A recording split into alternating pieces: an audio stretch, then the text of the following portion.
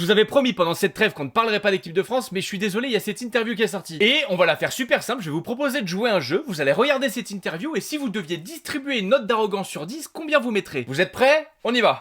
Est-ce que cette polémique, est-ce que cette pression mise par le Paris Saint-Germain, ça peut vous influencer dans votre composition d'équipe de demain? Concrètement, est-ce qu'un Bradley Barcola, vous dites bon, je vais peut-être éviter parce que s'il y a un pépin, ça va être le drame. Et après, j'ai le Bayern qui m'appelle, le Real, et je vous fais jouer à vous. Comment? Faut être sérieux quand on est. Il y a le meilleur choix que ouais.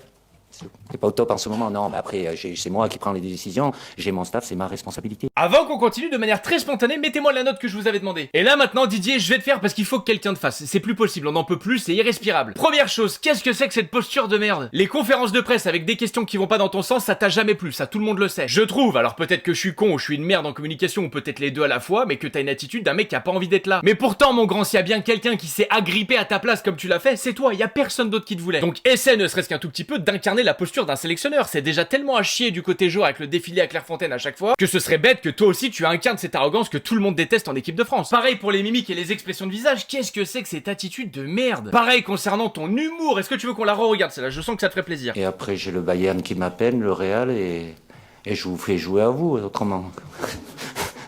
Je te donne un tip. Pour que l'humour fonctionne, il faut que ça réponde à une seule condition. C'est-à-dire que ta vanne, au moment où tu la déclenches, c'est censé faire rire un ensemble de personnes. Et on est un ensemble de personnes à partir de 2. Mais là, tu rigoles tout seul, ça fonctionne pas. D'autant plus quand c'est de l'humour où t'essaies de rabaisser quelqu'un, ça ne fonctionne pas. Et en plus, cerise sur le gâteau, tu enchaînes avec un pic rabaissant pour montrer que tu es dominant et qu'il est dominé. C'est nul.